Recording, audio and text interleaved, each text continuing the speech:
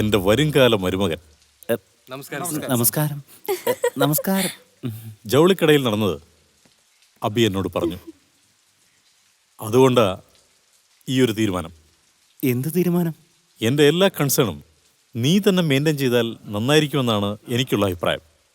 അതുകൊണ്ടാണ് എൻ്റെ മുഴുവൻ സ്വത്തുക്കളും എൻ്റെ വരുംകാല മരുമകനായ നിന്റെ പേരിൽ മാറ്റി എഴുതിയത്.